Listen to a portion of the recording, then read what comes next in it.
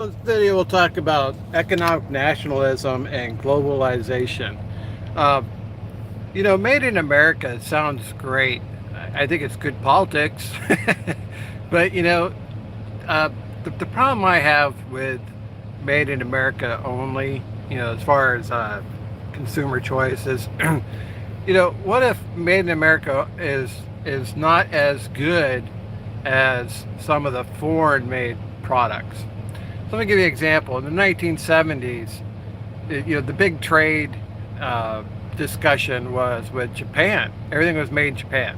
Nowadays it's made in China. But back in the 70s, everything was made in Japan. And this is what American policy does. It moves from country to country to country, builds up their economy to a point where wages are uh, become a little bit higher, and then they move to another country where wages are low, and then they build that country up. So, we went from Japan to China. Now you see a lot of stuff made in Vietnam or Bangladesh or made in India. This is part of the global supply chain.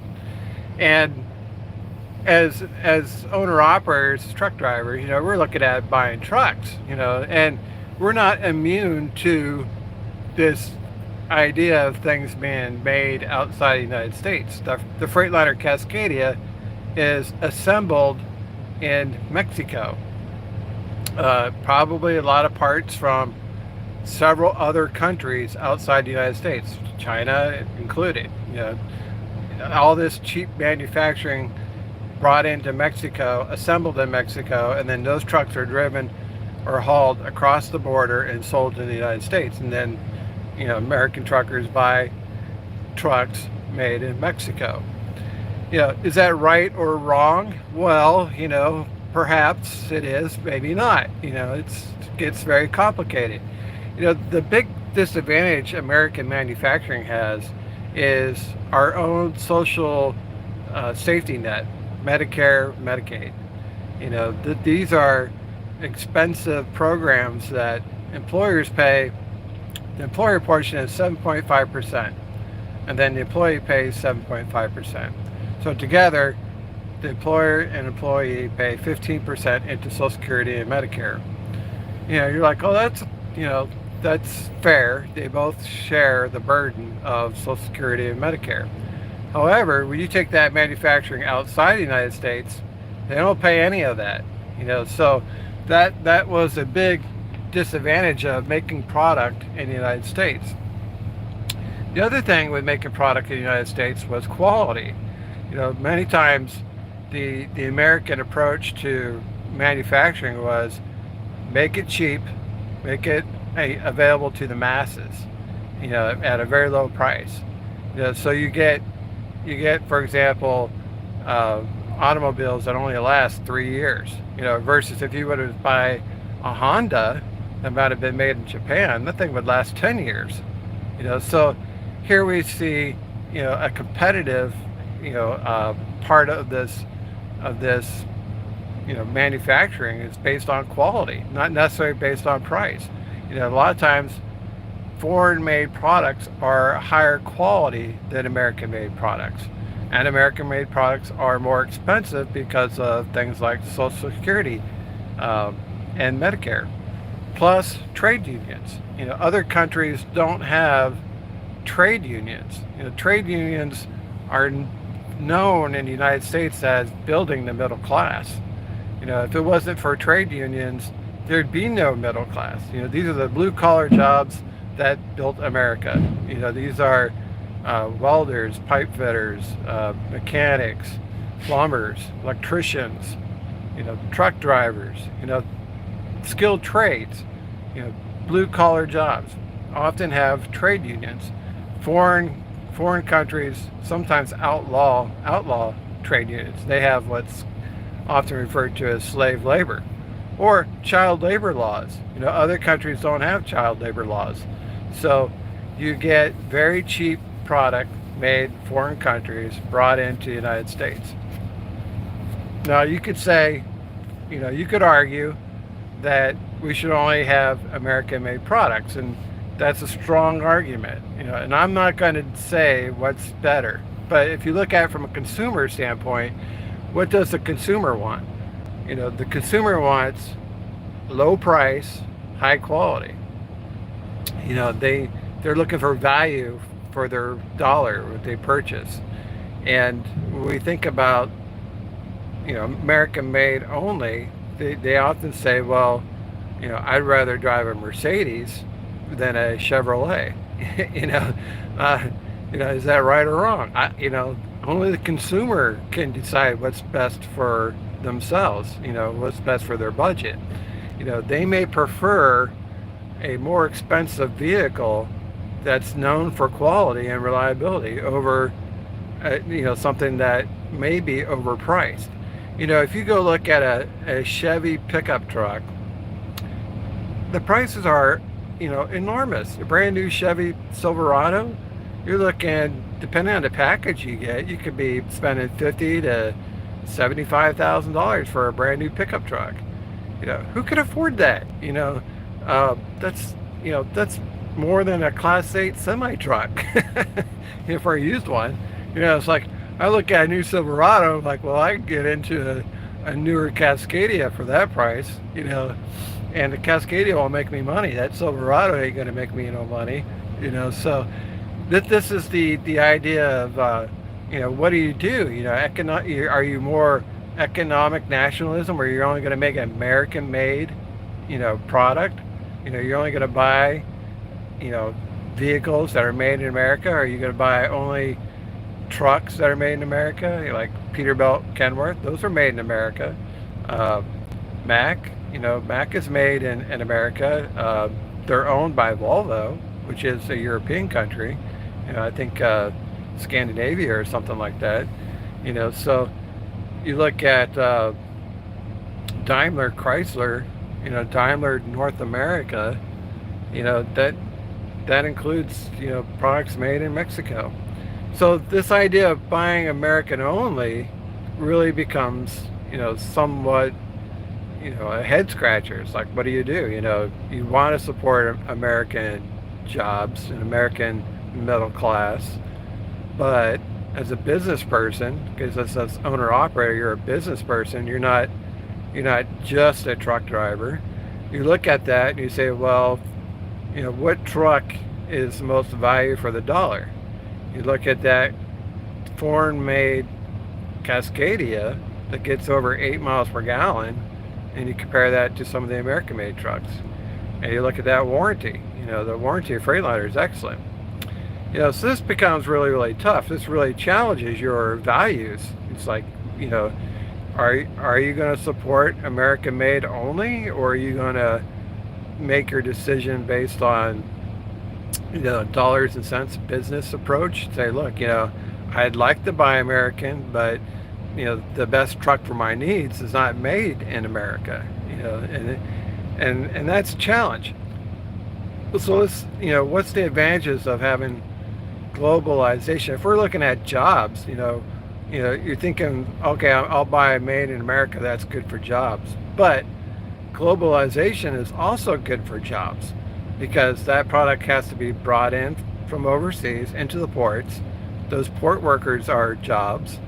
That product has to be transported all across the country. That's jobs for trucking companies. Has to have warehouses and distribution centers. Those are jobs. They have to have retail locations. Those are jobs. Parts, supplies, service, those are all jobs. So, if you're thinking economic nationalism because it supports jobs, well, you could also say globalization supports jobs. There's a lot of jobs associated with globalization. So I wouldn't necessarily make a decision based on which one I would believe produces jobs. They both produce jobs. I think, if it's American made, it's going to have American skilled trades tied to that American made product. So for those items that require skilled trade, you may want to say, well, I want to support American made companies because this is the blue collar skilled trade that is the middle class. If it's a cheaply made plastic part that doesn't require a lot of skilled trades, you may say, well, that part can be made very inexpensively and efficiently outside the United States. It doesn't have to be made in the United States. What if all the jobs were made in the United States only? Um, I think what you see is you would have just major players that would limit choice. So you would have, for example, in the automotive industry, you would have GM, Ford, Chrysler. Those are your three choices. That's it. You know, like Ford used to say, you can have any color you want as long as it's black. This is not good for consumers.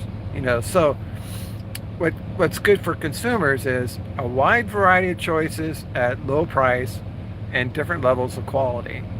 And if we made everything in the United States, we would have less choice, and you wouldn't have enough competition to keep prices low. So I think you do need some foreign-made product to compete with American-made product. If it wasn't for Honda and all the other Japanese automotive companies pushing for higher quality, GM, Ford, and Chrysler would continue to make junky cars.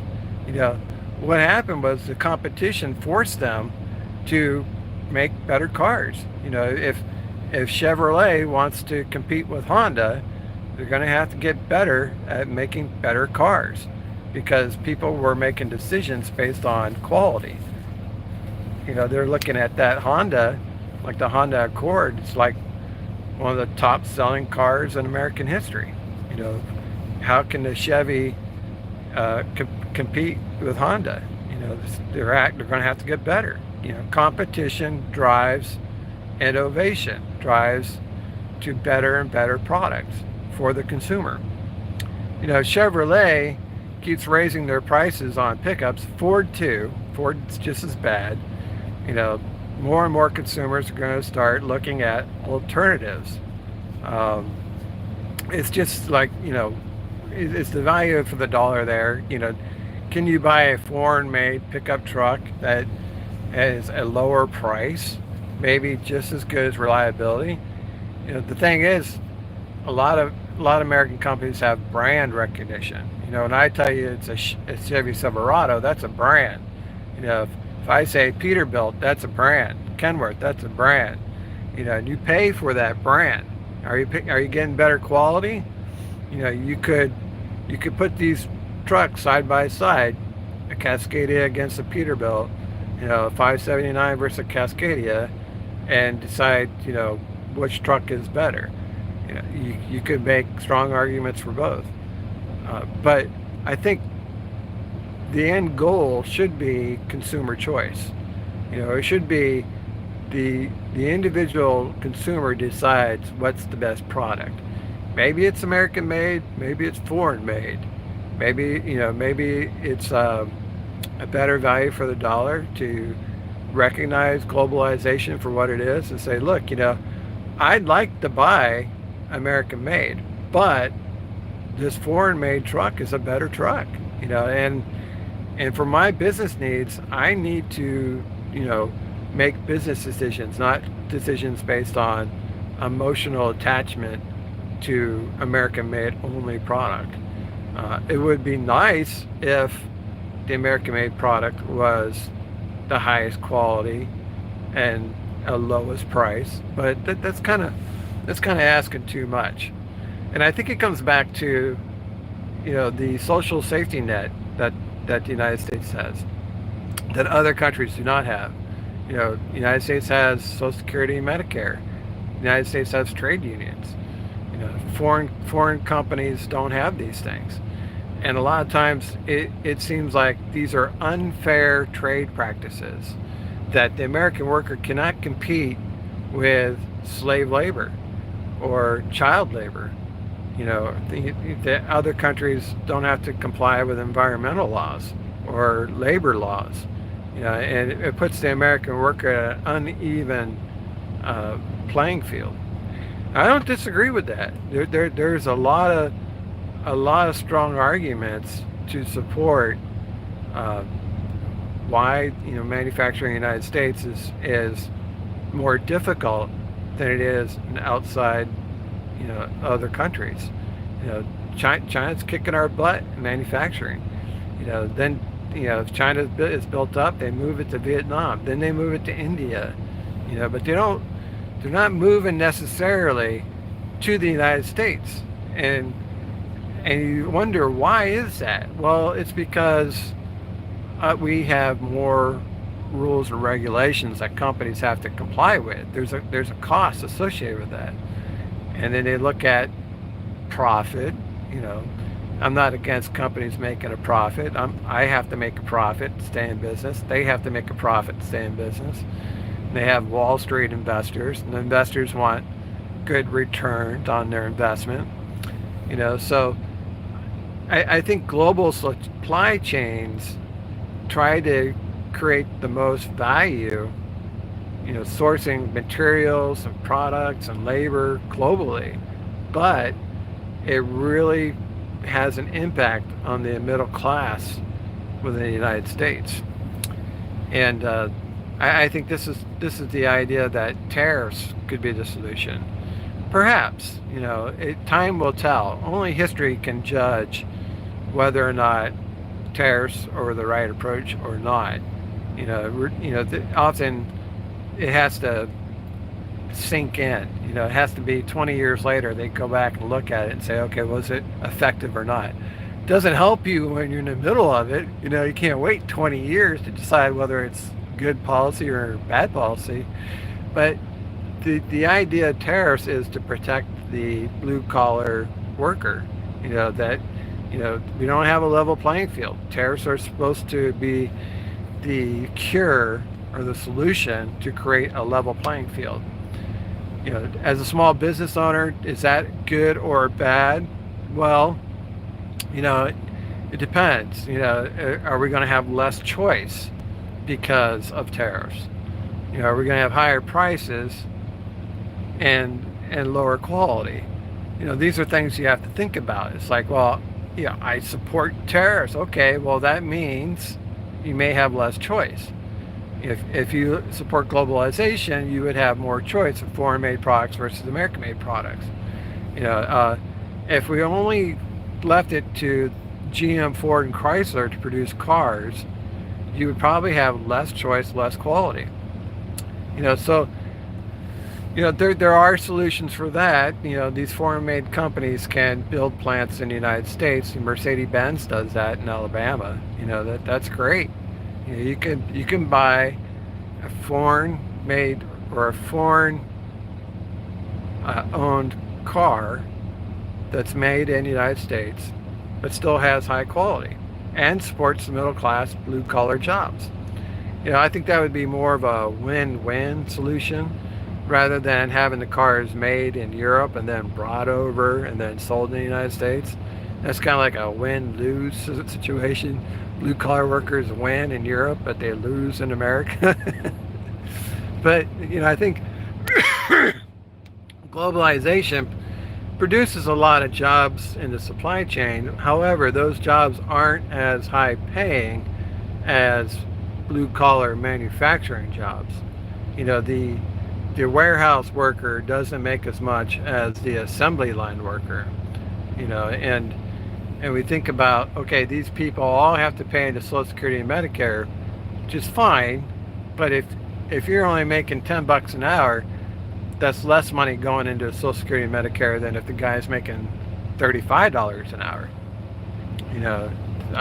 This is why some of these programs are struggling financially, is because the ratio of workers to beneficiary has come down over the decades.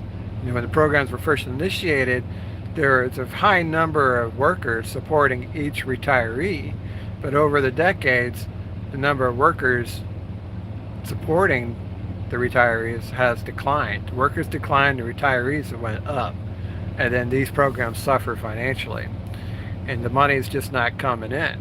So part of that solution is bring more manufacturing back to the United States. That's fine. I think that makes perfect, fiscal sense.